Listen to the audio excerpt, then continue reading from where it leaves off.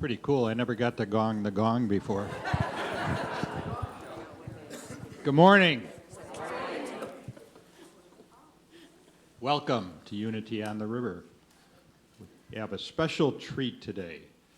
And before we get started, I'd like to start us off with a centering prayer.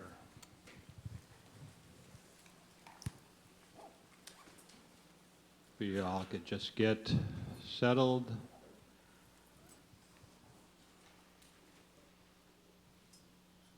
And I invite you to close your eyes if you feel comfortable, or just gaze softly downward. And focusing our attention on our heart space, let's just breathe into that space, breathing into the heart, if you will. Taking in a deep breath collectively. And as we are exhaling, let's just consciously let go of any sense, things undone, places to go, any sense of littleness, lack, or limitation. Just going to let that go in this moment, right here, right now. Being present. Knowing that this moment, this now, is all we have. The most important moment.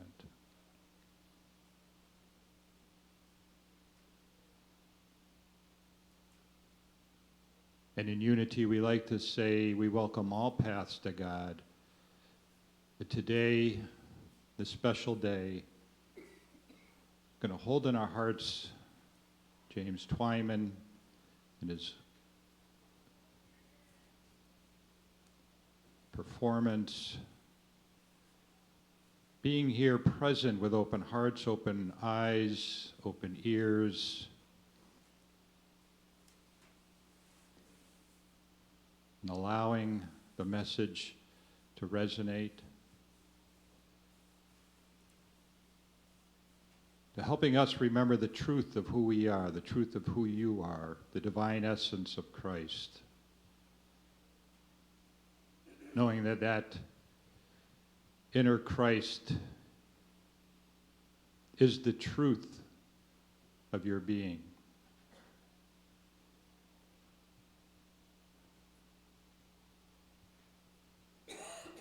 And as we stay present in this moment, we'll hold in our hearts our minister, Reverend Ogun Holder, who is basking in the warm beaches of Barbados. And we still love him.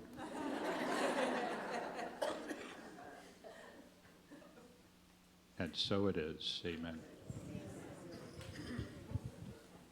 Good morning. My name is Tom Paolini, and I will be facilitating this morning for our special guest, James Twyman, and we'll have more to say about this service today. It's a special type of service. If this is the first time you've been to Unity on the River, we just like to have you experience this special class today. So before we get started, I want a couple of announcements. First, I'd like to point out our prayer chaplains. We have prayer chaplains in each corner of the sanctuary. If our prayer chaplains would stand. So during service or after service, if there's anything in your heart that you would like to hold in prayer, please visit one of these prayer chaplains, knowing that they will hold all prayers in the strictest of confidence. And also with that, we would like to also remind you that we have prayer chaplain training coming up the end of March, starting March 28th. And I would invite you to ask the question, not, can I be a prayer chaplain, but do I want a deeper experience, a deeper awareness of that indwelling Christ? So I would invite you to explore that question. And one of the prerequisites of becoming a prayer chaplain is life of prayer. And that class is coming up beginning March 4th with Reverend Ogun Holder on Wednesday, each Wednesday for 5 weeks. So from 7 to 9 p.m. And on February 22nd, Saturday, we have Level 1 Compassionate Communication with Gina Genest. And this workshop will provide opportunities to practice choosing a response to conflict rather than a reactive action. And it's currently a requirement to be on the board of directors. And next week, next Sunday, February 23rd, we have a special guest singer-songwriter, Charles Twyman, and he will be having a concert after service as well for a special love offering of $20.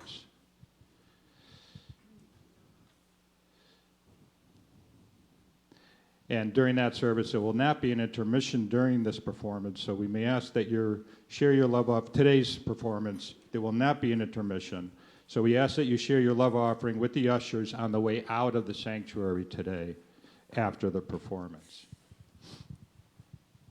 So today I'm going to bring up one of the teachers of God from the ministry Teachers of God, Mr. Bill Free, to introduce our guest today, James Twyman. James Twyman, a New York Times best-selling author, film producer, an internationally famed peace troubadour. And he's going to do a performance today that's going to give us an insight into the life and times of St. Francis of Assisi. So, Bill, if you'd come up.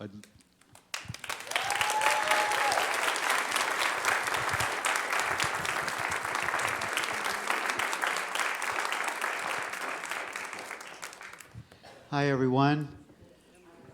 Wow, it is my joy to be with all of you, so many familiar faces of love expressing itself as you.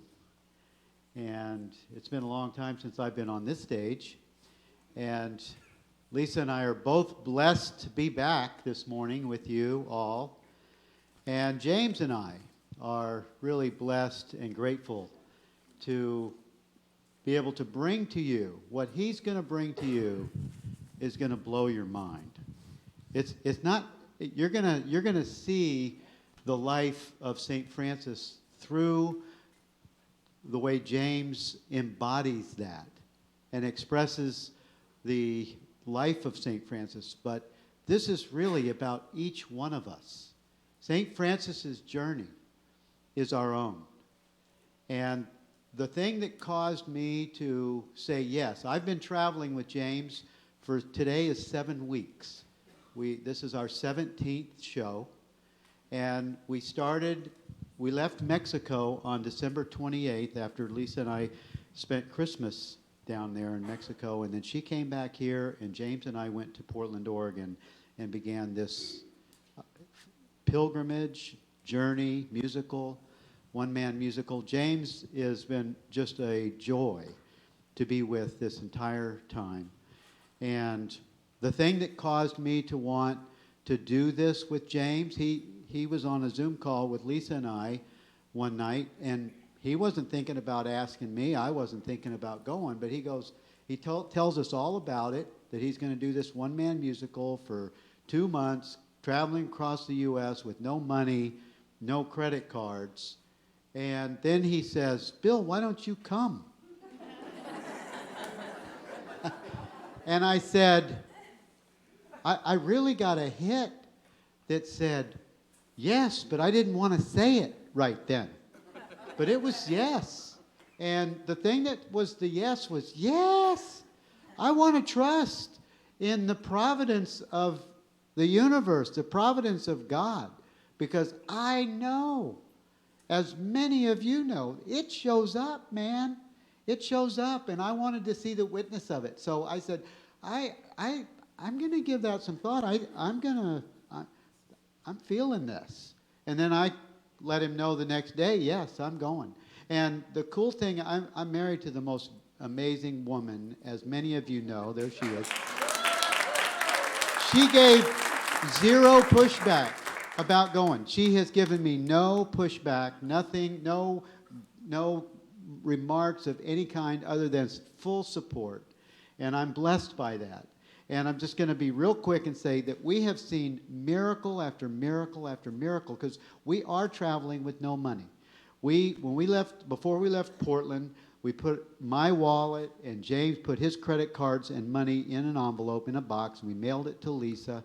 And it's not being returned to us until she brings it to New York next week, to New York City, to the off-Broadway musicals. But we have seen miracles after miracles after miracles. And we had one of our miracles came in the form of this guy in the front row. Gary, please raise your hand. Gary showed up in Chicago about 2 weeks ago. 2 weeks ago, because he volunteered. He called James and said, James, I want to drive you guys from Chicago to New York City for that part of your musical. And we're going. Well, first James calls me and goes, Bill, this guy, Gary Masters, called up and said he wants to drive us from Chicago to New York City for the last part of the thing. What do you think about that? Is that too easy? I said, this makes me think about that cartoon or something that I saw where God sends a boat and then he sends a helicopter.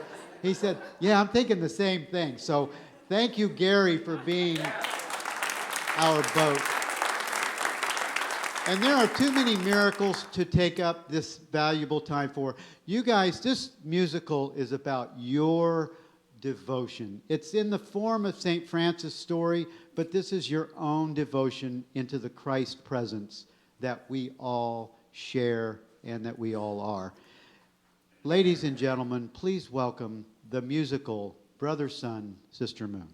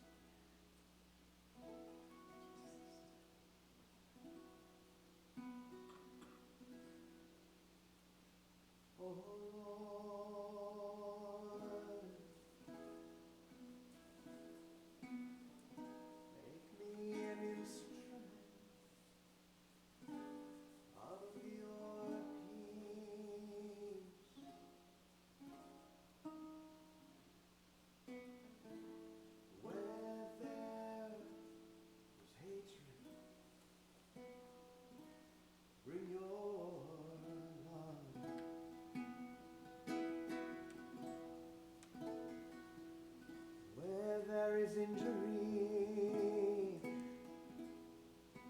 pardon. Where there is doubt, bring your faith. And where there is despair, your hope.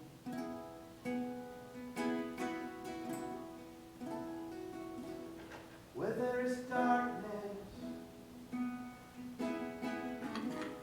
bring your light.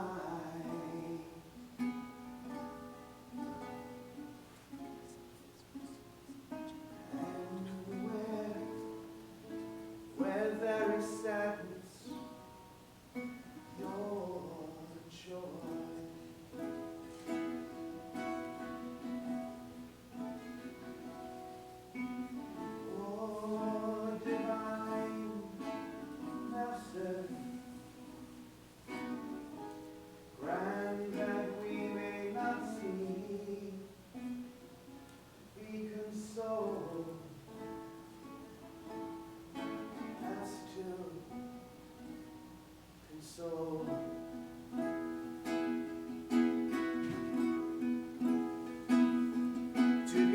restored as to understand,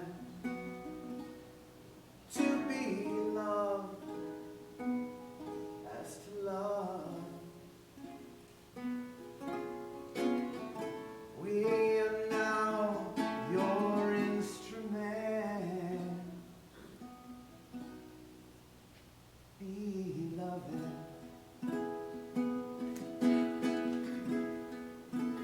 For it is in giving that we receive, it is in pardoning that we are now pardoned, and in dying to ourselves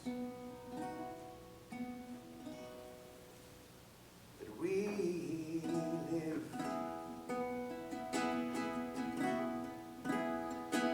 Oh Lord, make me an instrument of your peace. Join me in that line. Oh Lord, make me an instrument of your peace. Beautiful. Even more now. Oh Lord, make me an instrument of your peace. Really feel it now. Oh Lord, make me an instrument of your peace, of your peace. Oh Lord.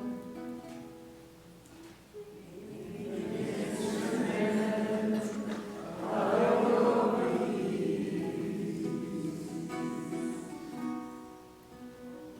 your peace. Make me your instrument. Make me your instrument. An instrument of your peace.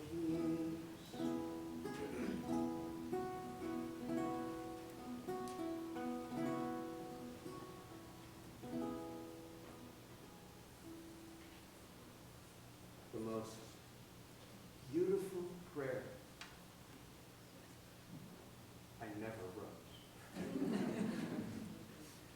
It's so strange to have one of the most popular prayers in history attributed to you, to know that you had nothing to do with writing it.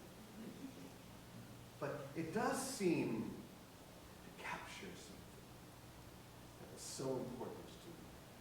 To be an instrument of peace. Like any instrument, it can't play itself. It's only when an instrument falls back into the arms of the master musician that the strings begin to vibrate and music fills the air. And it's the same with each of us. Only when we surrender into the arms of the beloved that the strings of our heart begin to vibrate. Grace fills the air. That was so important to me 800 years ago, and just as important to me today. I want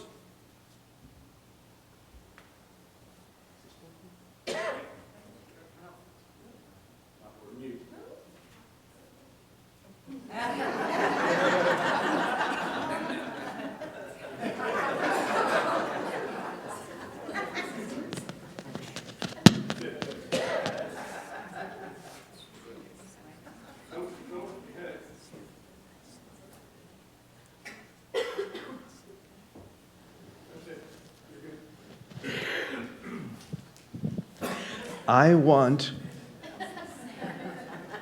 to tell you about a cave on a mountain called Subasio. It's probably my favorite place on earth when I think about it. My home is only about a 45-minute walk straight down in that direction. a town called Assisi. But when I'm here, it's like I'm 100 miles away. When I'm here, it's just me, Francesco Bernardone, the sinner, not the saint people make me out to be. Saints are dismissed so easily, don't you think?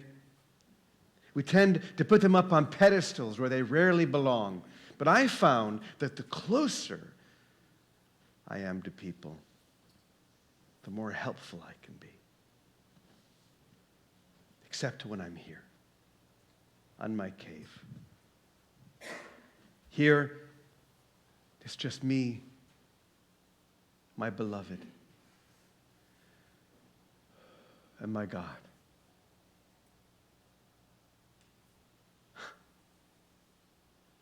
The Bells of San Rufino. It's incredible that I would be able to hear them from such a distance.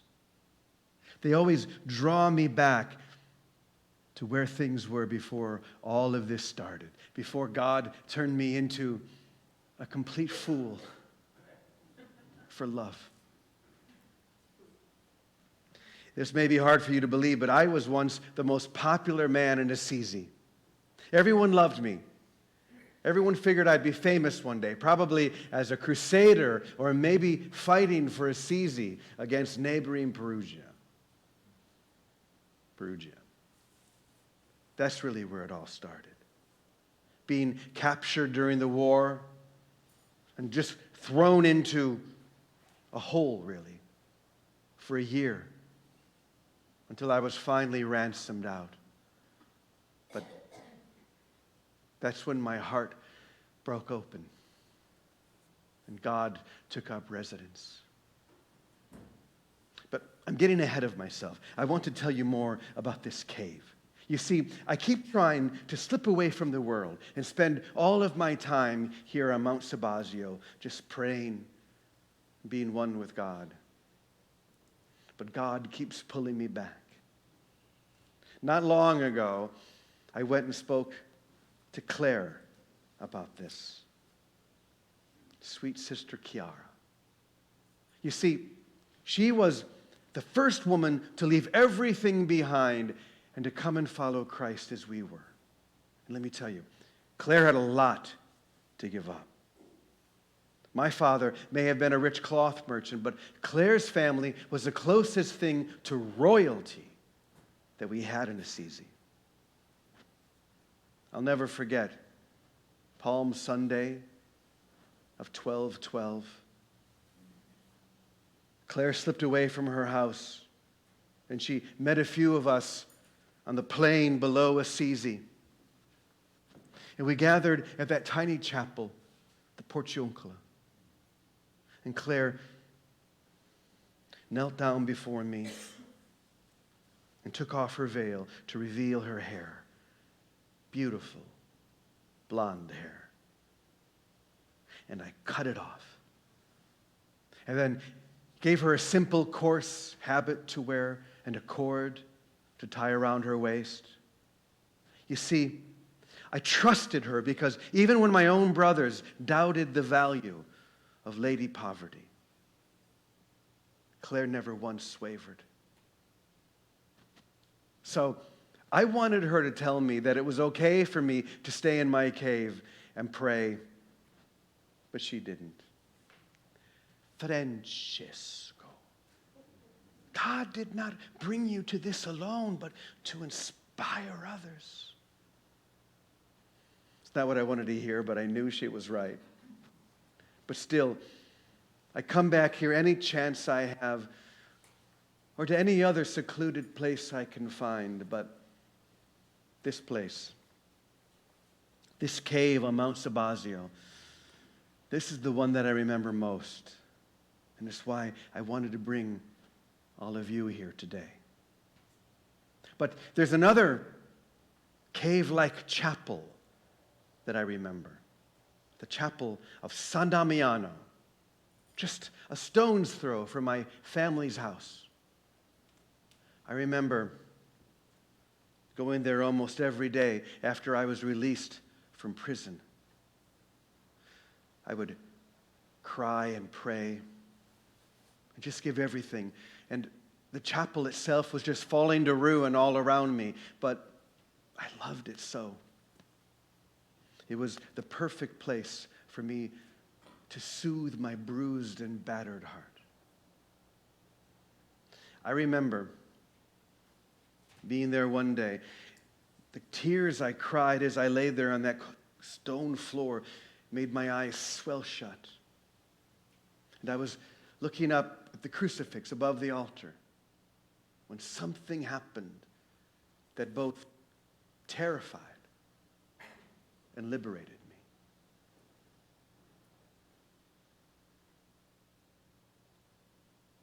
He moved. Jesus moved and looked down at me.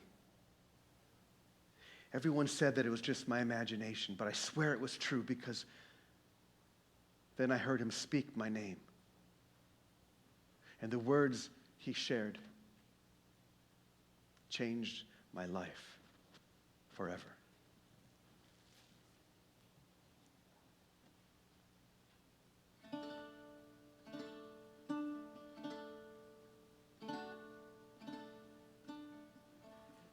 I remember when you called me, I was lying on the ground, so lost my eyes could barely see, and my ears heard not a sound. Then in the quiet of that small chapel,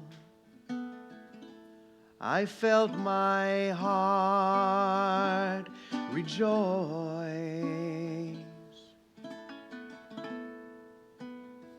For then I saw you stand before me and heard the whisper of your voice.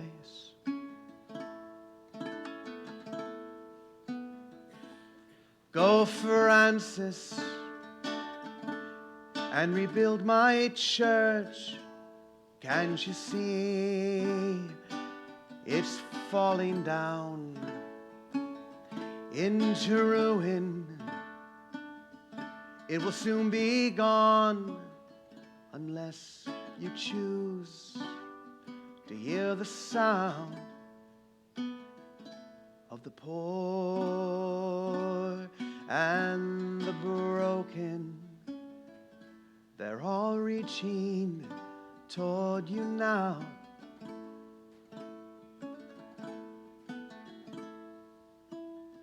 So rebuild my church, stone by stone. Remember, Francis, your heart will show you how. Your heart will show you how.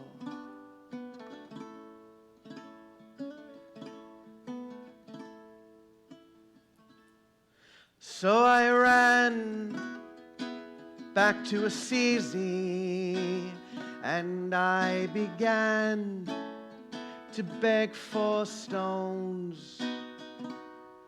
The path, I said, was never easy, and for years I felt so alone.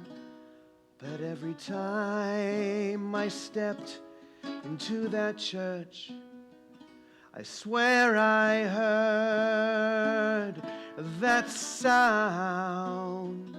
So I lifted the stones above my head, and one by one I set them down.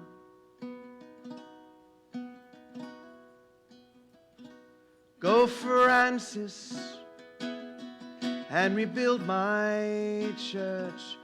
Can't you see it's nearly gone? It's up to you if you would choose to be the one who listens and looks upon a world that answers the call to love. It's so easy if you try. And here's the promise that I'll make to you.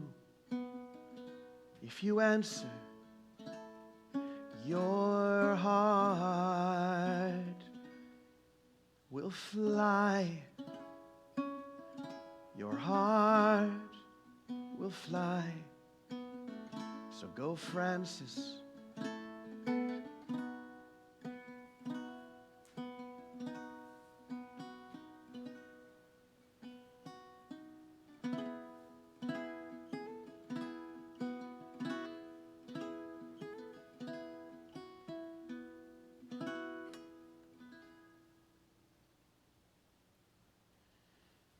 Go and rebuild my church. Those are the first words I heard him speak. But I was so young and naive, I thought he literally meant the chapel I was standing in, not the whole church. You see, it was a very dramatic time in Europe. Not much different than today, actually. People were losing their faith everywhere you looked, and Europe was heading in a very terrible direction. But for me, it was a wake-up call.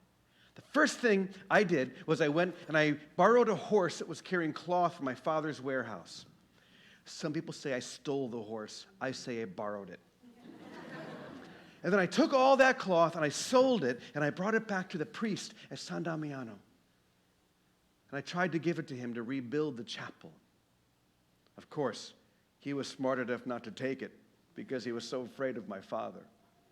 And when he heard what I had done, all of his anger was directed at me. He grabbed me and he threw me into a hole at the bottom of our house and he locked the gate. And I was there for 3 days before my mother finally had mercy on me and let me out. And by then, all I could think about was getting back to San Damiano. And that's when I began to beg for stones from rich Assisians. And when my father heard about that, that was the final straw. He wanted a son who was an example, not a disgrace. He dragged me through the streets of Assisi until we finally arrived at the bishop's palace, and then he threw me at Bishop Guido's feet. I didn't build a business for years to have some imbecile just throw it away. I demand that your grace do his job and make an example of him, even if it means losing my own son. Half of Assisi was there to see what would happen, because it was a time in which almost anything could happen. I could be thrown back into prison, or worse, much worse. But none of that mattered to me, because the Francis I knew was gone. And so was everything that was once so important to me.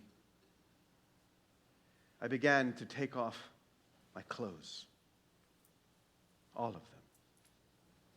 And I laid them at my father's feet. Father, I give back to you everything that was once yours. Your clothes, your possessions, and your name too. And I now say only, Our Father, who art in heaven. And then I walked naked into a new world.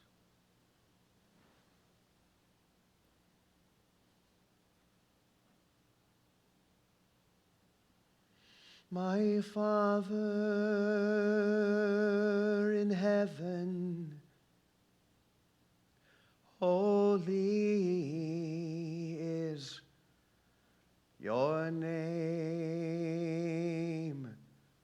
I am that, for you created me, and I choose to be the same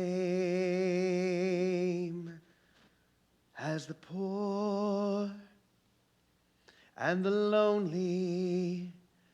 I give everything to them now. They are yours, and they are so holy. It is my vow but to follow you. Wherever you may lead me, I will go. Yes, I will go.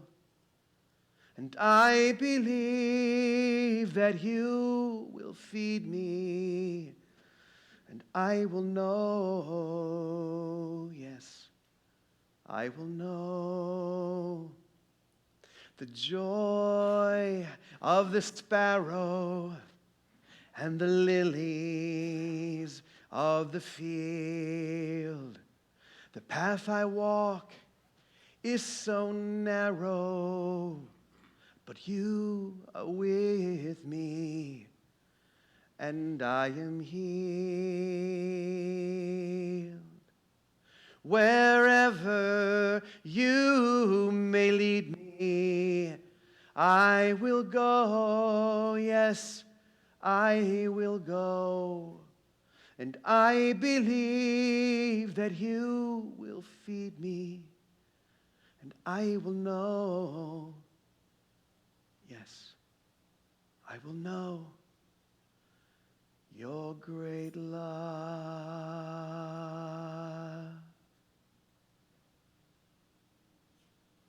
And that's how it all started. Though I had no idea how hard it would be, especially those first few years. The first thing I did, as you might imagine, was borrow some clothes. The simplest I could find, the type that you would usually just throw into the fire. But that felt perfect because it felt like I was being burned alive by a sacred fire, one that I would never understand. And that's the thing about God. You can never understand with your mind that which is born of the Spirit and has nothing to do with this world. That fire, it grows hotter and it grows brighter until it finally consumes everything that you don't really need. And then you're left with the only thing that you do need, the only thing you are, love itself. And for me,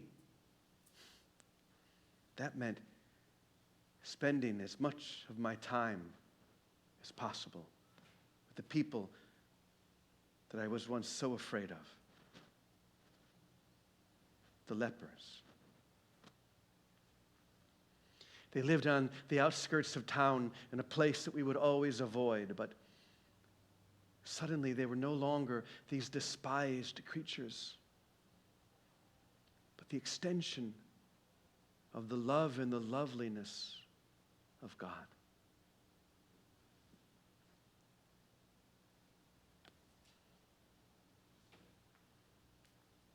But I have to admit,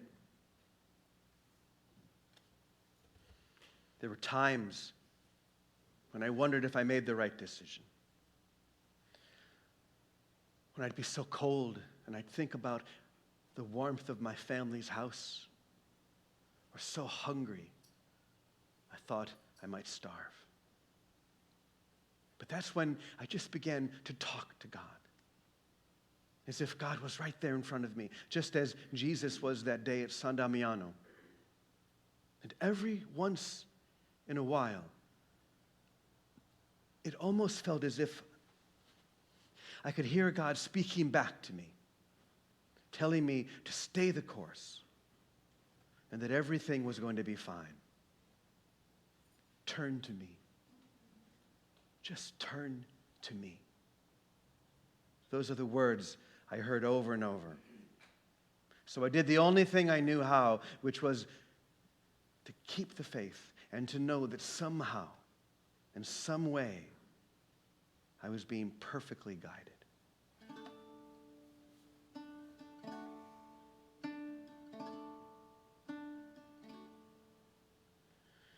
Turn to me. Turn to me. And I will lead you home. There's nowhere left for you to go. Turn to me. You are not alone.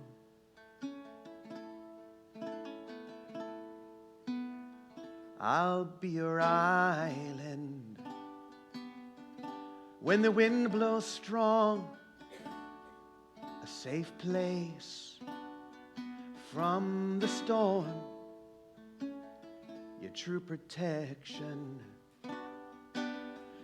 When the night is long, I'll be there to keep you warm, to keep you warm.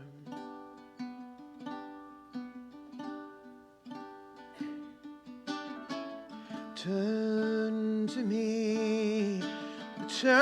me, and I will give you rest. There's nowhere left for you to go. Just turn to me, and I'll do my best to be your shelter when the night is long, the true north that guides your way. I'll never leave you when your strength is gone. I'm there right now, and it's where I'll stay. It's where I'll stay.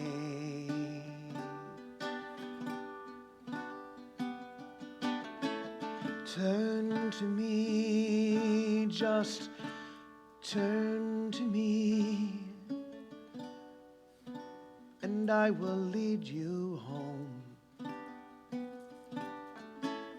There's nowhere left for you to go. Turn to me, you are not alone.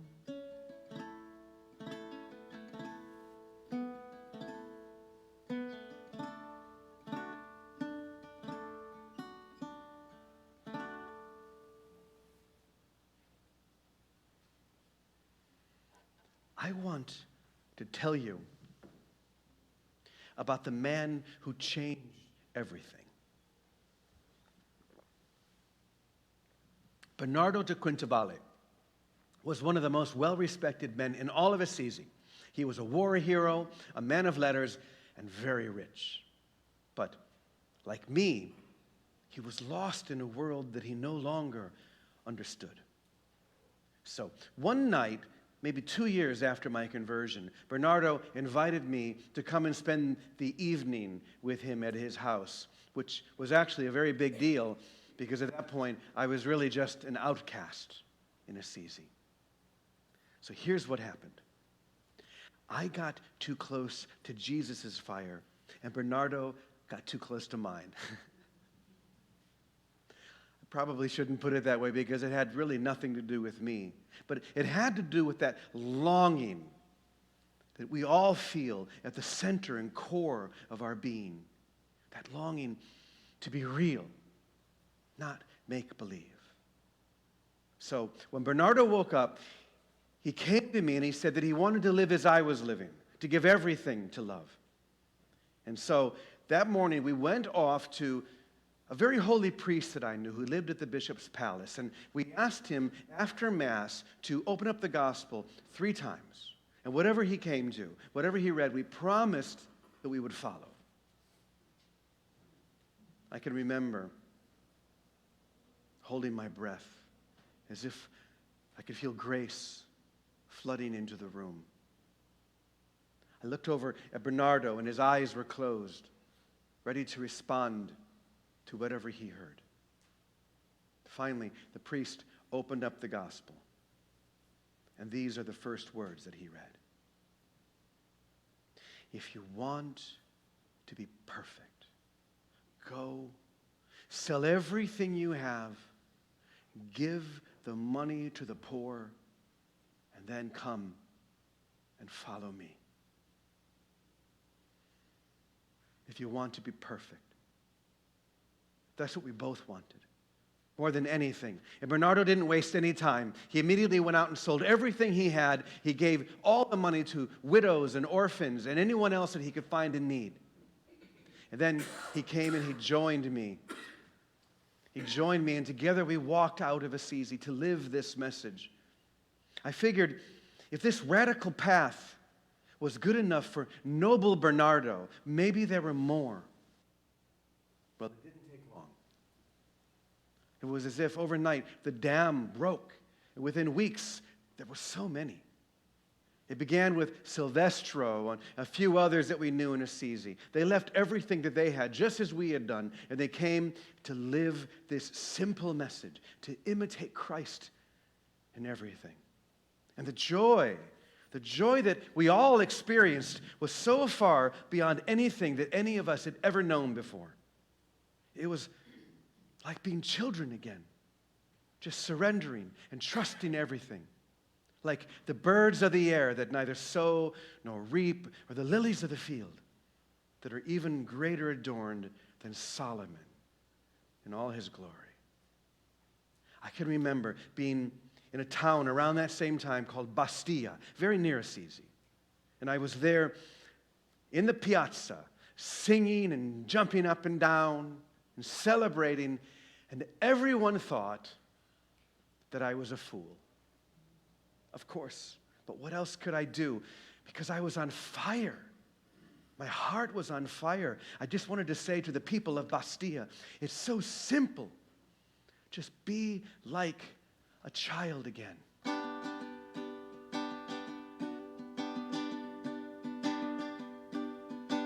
Be like a child today. Don't overcomplicate what's simple. Yes, so simple. Love's power in you is strong. You don't need to wait so long. It's simple. Oh, so simple. I do believe that you can finally see what I've tried to get you to understand. It isn't hard to see what has always been true. If you take my hand, take my hand. Be like a child today. You don't need to throw away what's simple. Oh, so simple. I've tried so many times, but it was all just in my mind. It was simple. Oh, so simple. The simple point is to never hesitate to offer the love you feel inside. That's the only way to never complicate and to keep your heart open wide.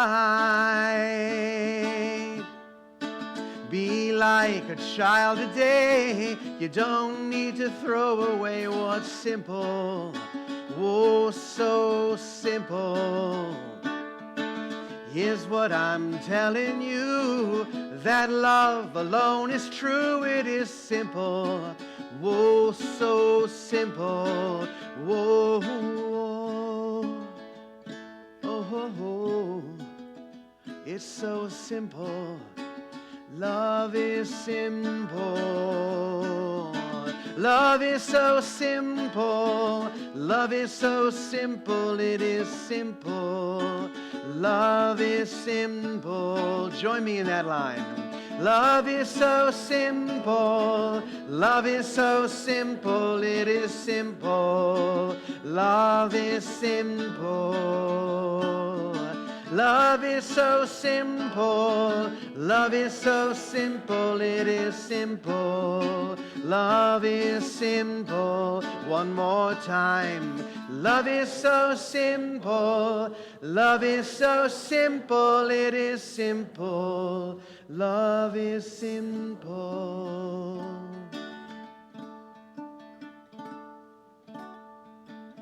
Be like a child today. You don't need to throw away what's simple. Yeah, so simple.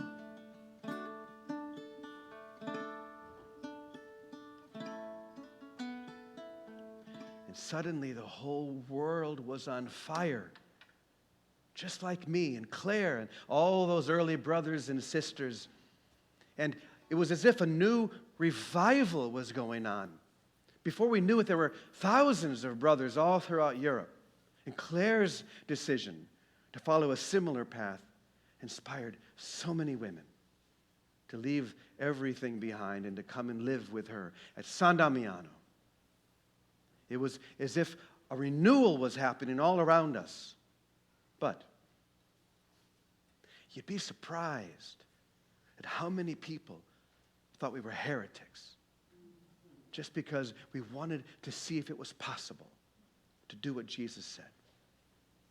So I decided that it was time for us to seek some kind of official approval for what we were doing. And that meant walking to Rome to seek an audience with Pope Innocent III.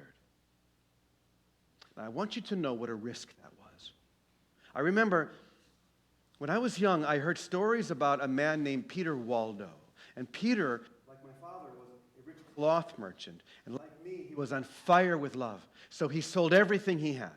And he gave everything to the poor. And he inspired so many people to do the same. And it didn't take long for Peter and his followers to be declared heretics. Because they were trying to do it for real, not just talk about it. I even remember, as we walked to Rome, I heard stories about another group of Christians that had a different take on some spiritual matters. They were known as the Cathars.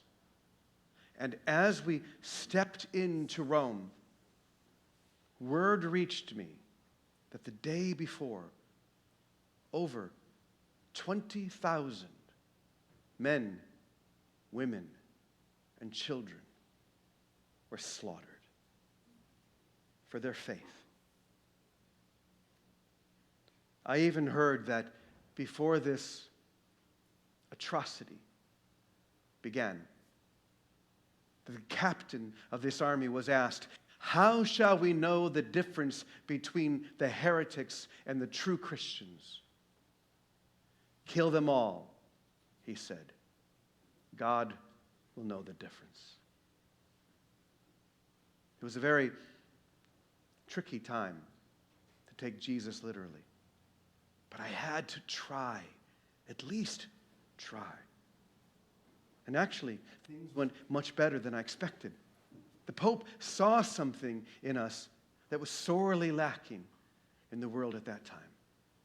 But what I didn't know was that the night before our meeting, the Pope had a dream. And in this dream, he was at his home, which was the Church of St. John of Lateran. And the church suddenly began to crumble all around him until a beggar stepped up.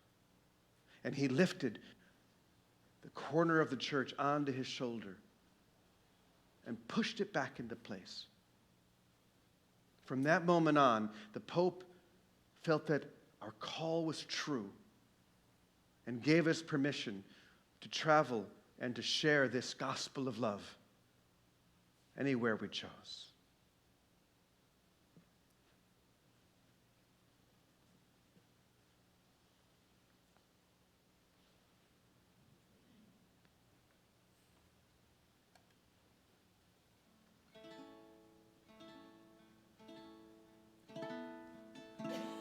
Last night, I had a dream,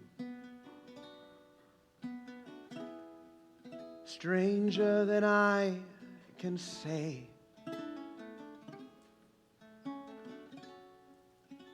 The church was falling down all around me.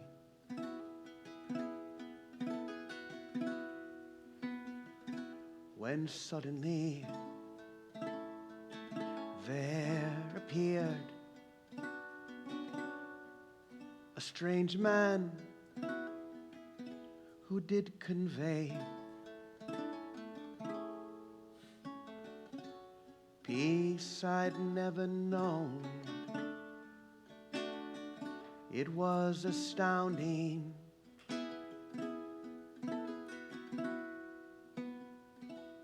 He put his hand upon the wood, and the stone began to lift.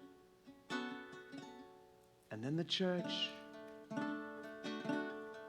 was set aright, and my room was filled with light. Upon your shoulders I will place the world that I have known, and within your heart God will trace the vision that I've been shown. A vision of where we all could be if we but follow the path that leads to where Christ waits for us. I can see us there at last.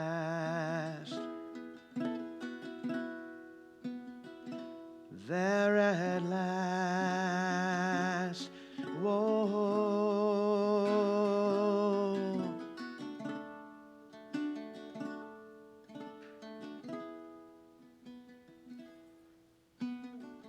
Last night I had a dream, stranger than I can say.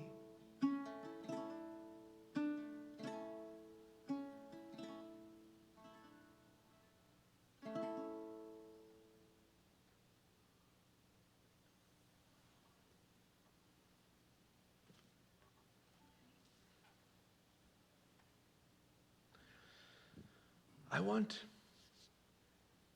to tell you about the hardest thing that I ever had to go through. When I lost control of the order that I founded. To the early brothers and I, just doing our best to follow the gospel, that was all we wanted. We were so passionate about it, and at first it was so easy. But then, as the numbers began to increase, it became harder and harder. I remember in 1219, it was the first time that we called all the brothers back throughout Europe for a general chapter to Assisi to celebrate and just share. Over 5,000 of them came. And many of them came to me and they said that the way that I was living was too hard, that we should make it easier for the brothers. Of course, I was against this vehemently. Some of the brothers wanted to own land or build churches, and some of them would go to visit monasteries that were run by other orders, and they were jealous of the comforts that they found. The only thing I was jealous of was the poverty of Jesus. I begged and I pleaded, but it was too late. I was relegated just to being a figurehead, but not a true leader. But if that's what God's will was for me, I was willing to accept it. It did give me more time to spend here at my cave, where I did my best just to push everything aside, the order of the world. But I did have to deal with those emotions that I was feeling forgotten, misunderstood, and worst of all, pushed to the side.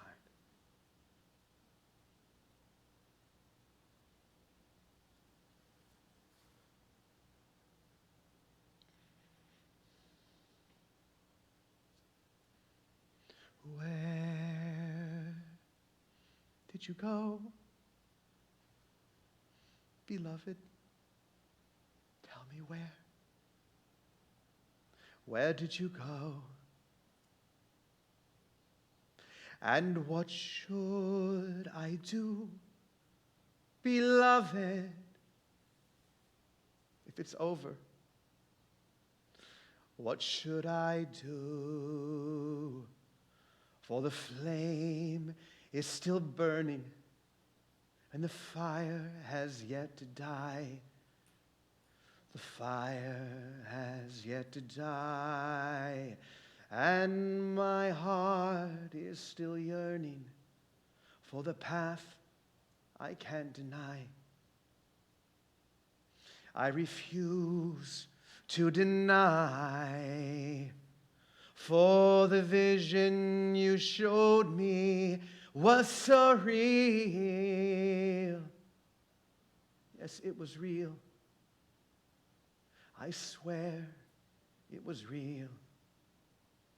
And if it's all gone tomorrow, will I still feel? Will I still feel?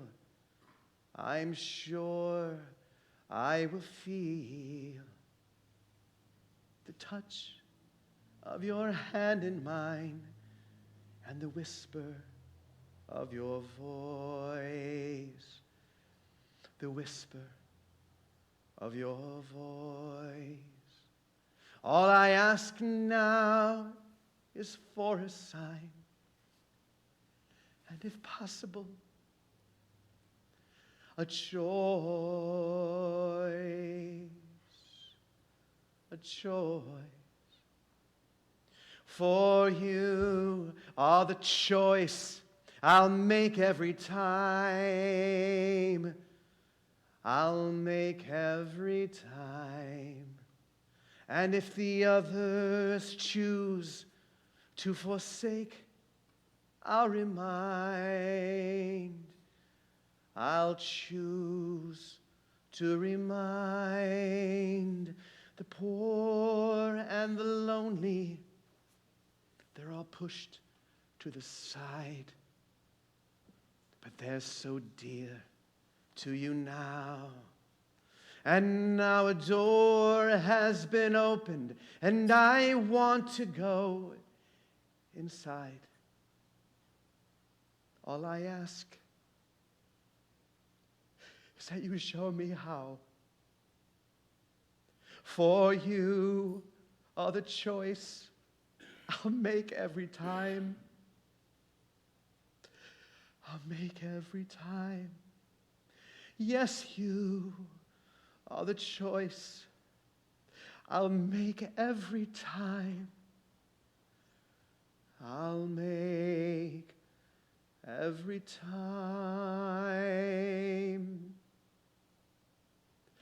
But where did you go, beloved?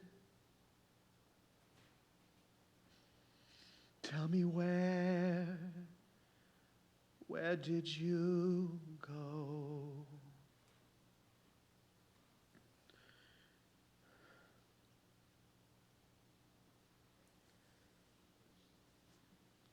There was only one thing I could do. Go back to the beginning. This journey started for me when I chose to see the least of my sisters and brothers as Christ would see them. If I came across a beggar on the road, I wanted to serve them, or a leper that was despised by others. That's who I wanted to spend my time with. Everywhere I looked, I was entertaining angels. And that's what brought me back. And that's when I heard a story about a man who seemed to be anything but an angel. The Sultan al-Camil of Egypt once said that he would give a Byzantine gold coin to any Muslim that would bring him the head of a Christian. The Crusades had been going on for so long. And when I heard this, I knew that's who I needed to go see. Of course, everyone told me that I was crazy, that I would be captured and tortured and killed. But I had to try, because this fire that I was feeling was out of control at this point. And Brother Illuminato, he felt the call as well, so he joined me, and it took us 3 different attempts, and finally we arrived in the Muslim territory. And just as everyone predicted, we were captured and tortured and sentenced to die. But there we were, in prison, just singing and dancing and jumping for joy.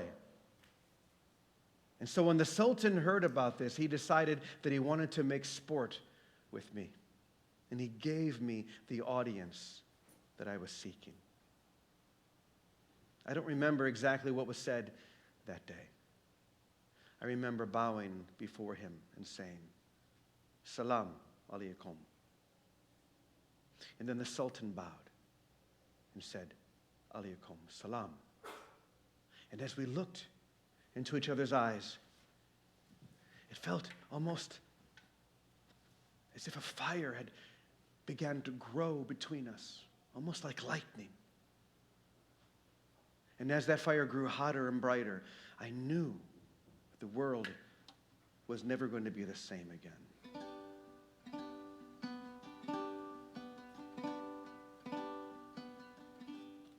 The peace of God I offer to you. Salam, salam, salam. Salam is peace in Arabic. So join me in this chant. The peace of God I offer to you. Salam, salam, salam. Really give it your whole heart now. The peace of God I offer to you. Salam, salam, salam.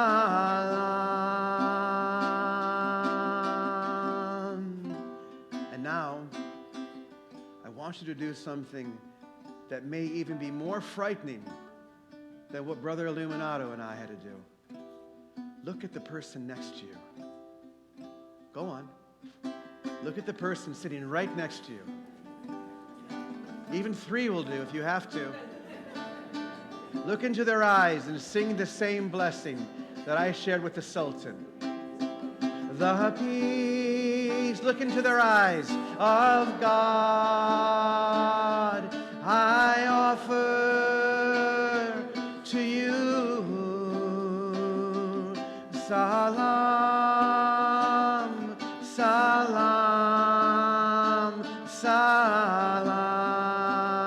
Now look at the person on the other side. Sing the same blessing. The peace of God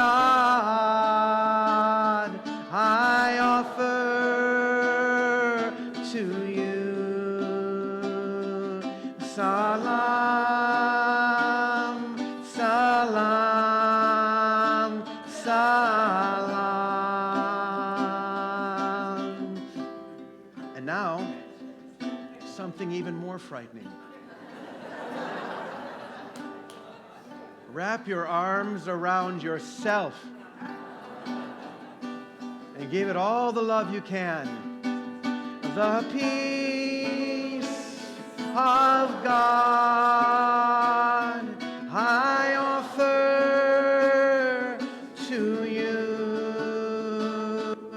Salam, salam, salam. Once more, squeeze even tighter now.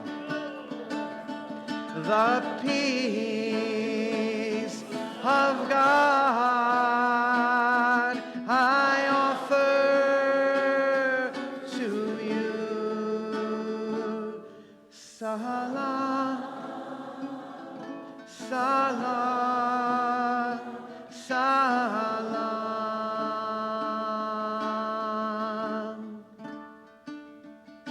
Salam, salam,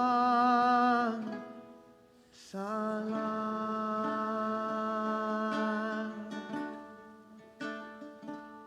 salam.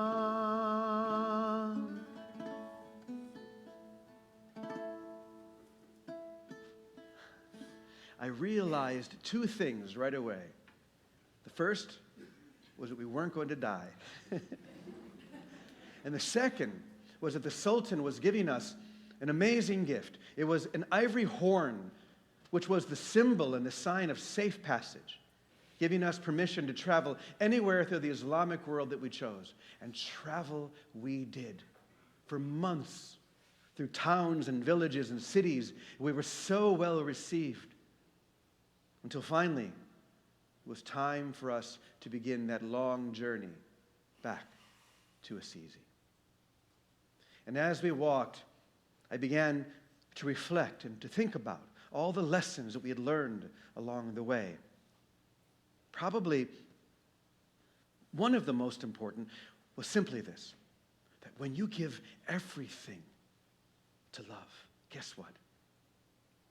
Everything comes back and more. It's literally the most contagious thing in the whole universe. When you give everything, people feel that. Do you know what I mean? They feel it and they want to be near it. Imagine if that was your only goal, to give love in every moment. How you would finally realize that Jesus was correct when he said, seek only the kingdom of God, and everything else you need will come back to you. I began to spend more and more of my time in contemplation. My favorite place was another cave, in a place called Laverna, high in the Tuscan hills. I would go there with Brother Leo. We would pray and just feel the warmth of Brother Sun and the wisdom of Sister Moon, Brother Wind, Sister Air. All of the creatures of God were there with us. And it was there, finally, that I learned what I believe to be the most important lesson. That God is in everything, and everything is in God.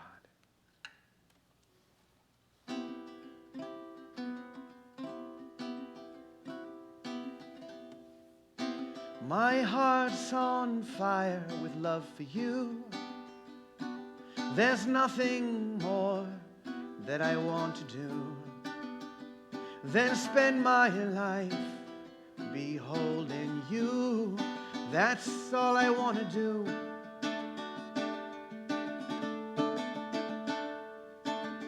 I am at home within you now.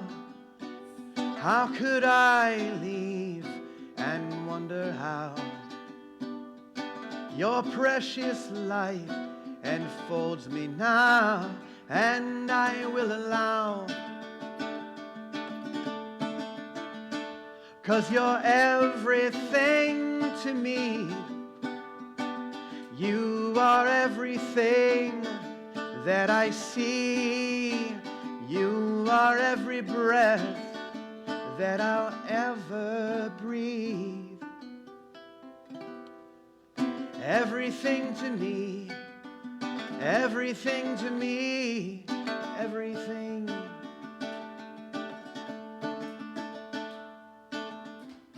Every breath I'll ever take, it leads me here where I'm wide awake. And I promise you that I won't forsake this vow I make. My heart's on fire with love for you. There's nothing more that I want to do than spend my life beholding you. That's all I want to do. 'Cause you're everything to me. You are everything that I see. You are every breath that I'll ever breathe. Everything to me, everything to me, everything.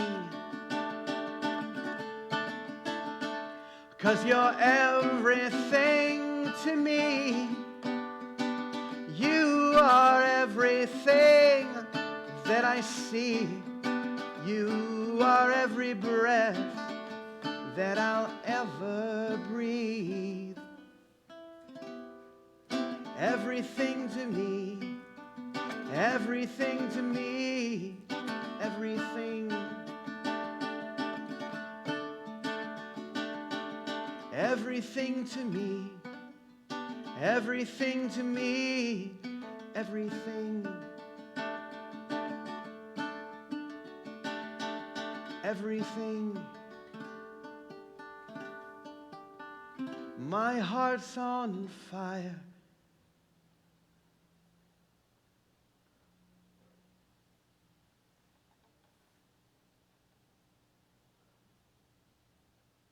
A vision appeared before me, like an angel with wings outstretched.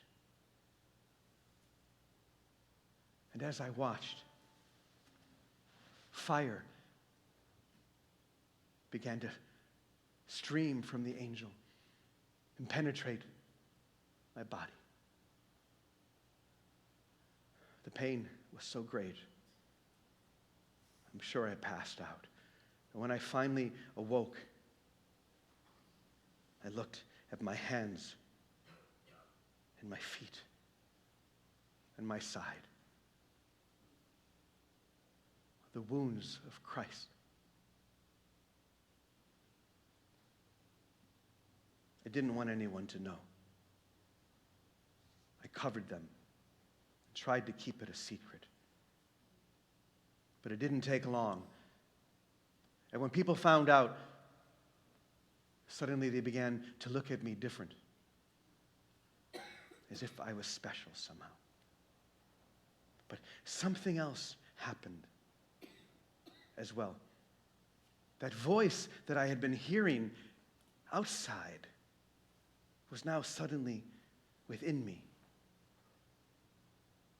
telling me these words over and over. Stay simple, Francis. Stay humble and stay awake. And I realize now, finally, that those words were not just meant for me. They were meant for all of us, especially now. This is the whole answer. If we could just stay simple, stay humble, and most of all, stay awake, everything we need, this whole world would change.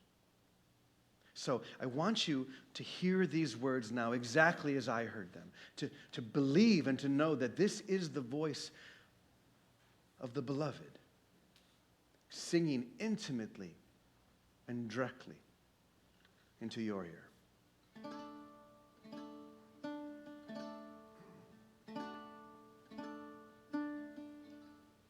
Stay simple, stay humble, and stay awake with me. I've heard you calling, and I have answered with everything that you need, with everything that you need. Be like the birds of the air, the flowers in the field. For only then will your heart be healed.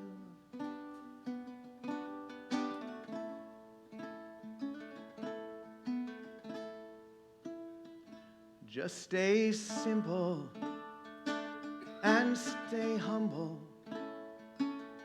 Stay awake with me.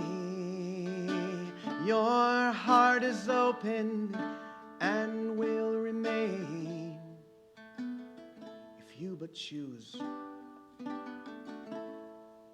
to see, if you but choose to see my face in everyone, in everything, everywhere you go. Then like the flower you will open, and you will know, you will know.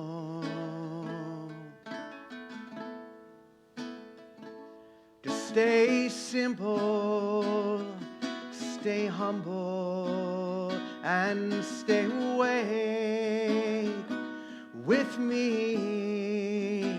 There is an answer so deep within you. This truth alone will set you free. This truth alone will set you free. So stay simple, stay humble.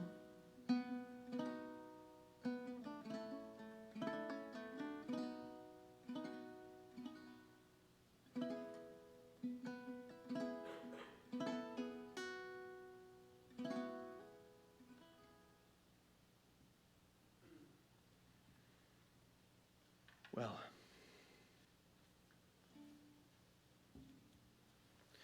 I hate to say this, but I can feel my cave pulling me back. But I want you to know just how wonderful it was to be able to share this with you after so long. But there's one final thing that I want to say.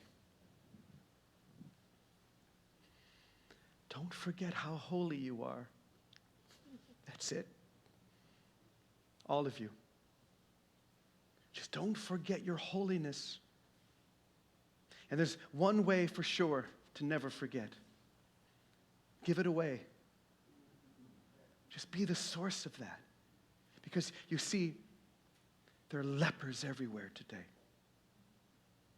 We just have to have the eyes to see them. So,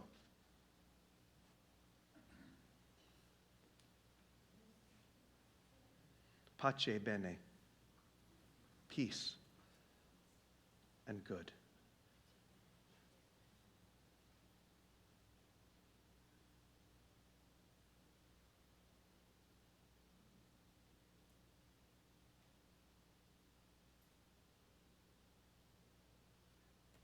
going to invite you to take a nice deep breath and to breathe in whatever gift is floating through the air for you to receive. You probably realize by now that Francis has a lot to teach us today about service and humility and how we really can change the world. You know, Francis lived at the very end of what we now call the Dark Ages. But he was also a major inspiration for the age that came after that. Do any of you know what that was? The Renaissance. And when you think about it, we're living in a very shadowy, dark age today. But I really believe that if we can make the same choice that he made to give everything, that a new Renaissance will be born through each one of us. You know, part of the inspiration for doing this musical and bringing it to Broadway was a line that I heard from a very unlikely source. In the 20th century, this man said, "Our revolution failed. What we really needed were 10 St. Francis of Assisi's." You want to know who said that? Vladimir Lenin, the architect of the Russian Revolution, who was an atheist, saw that if we had 10 people who gave everything, totally, that would save and change the world. And when I heard that, I said, okay, I'll be number 10. Who are the other 9? And then Bill stepped forward, and then Lisa stepped forward, and Gary, and Vicky. And now there are so many people saying, I'll take that on. I want to give 100% to love. And that's all Francis did. And if we can do that and be consistent within that. So how we're doing this, I'm going to cut this short because we've gone longer, but I wanted to share the whole musical with you. But what we're doing next is we have one more stop in Hartford, and then we're going to be doing this as an off-Broadway musical for 2 weeks. We're doing something that no musical has ever done before, and that is our primary audience are the homeless. Every day,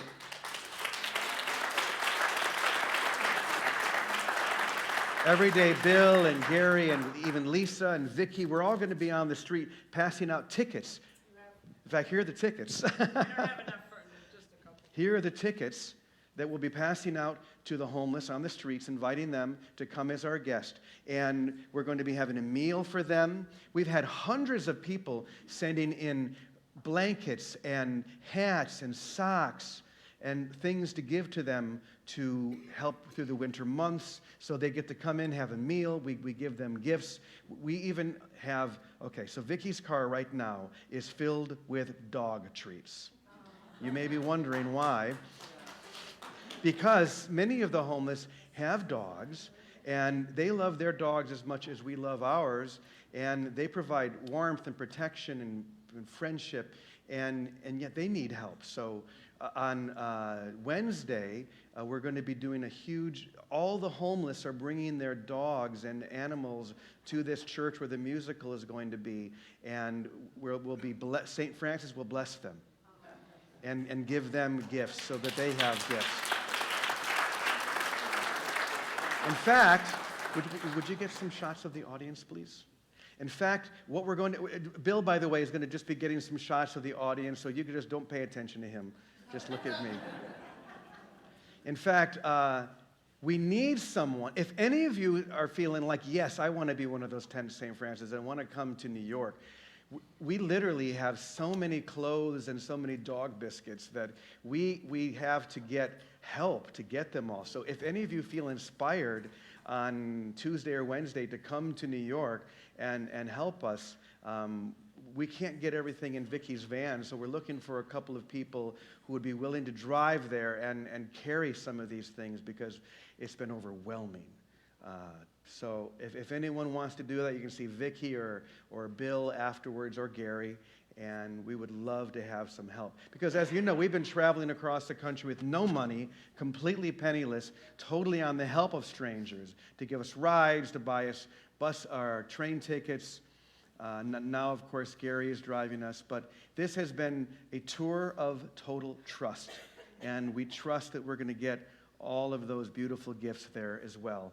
And one final thing, a lot of this started with my last book, which just came out a little bit less than a year ago, called Giovanni and the Camino of St. Francis. I love this book, and it's a novel, and when it came out, I wanted to do something different. And so I wrote this musical to do on the book tour, and then it just was doing so well, and this invitation came to do it in New York. We just have been keeping it going, but all the proceeds from the book or from the CD, which has the whole musical on it, which we have out here, go to help support, or any other donations, go to help support this effort in New York. So if you want to get a book, I'll be out there to sign them. I just want to, this is a very special church to me, by the way. Your former minister, Shipley, I sang at her first service 26, 27 years ago, something like that. So it's always such a pleasure to come back. I'm going to be hanging out afterwards to share with any of you guys who want, but I've taken up enough of your time.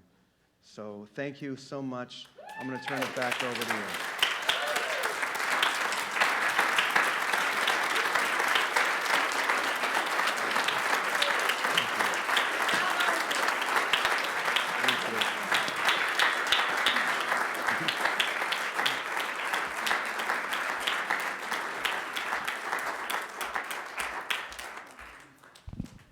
Wow. How about that? So like we said, this is not our typical way of doing service, but who knows? I mean, thank you, James. What a treat. So we'd like to thank you for joining us today. If this is your first time here, if you could please raise your hand, or I think we have a welcome packet for you.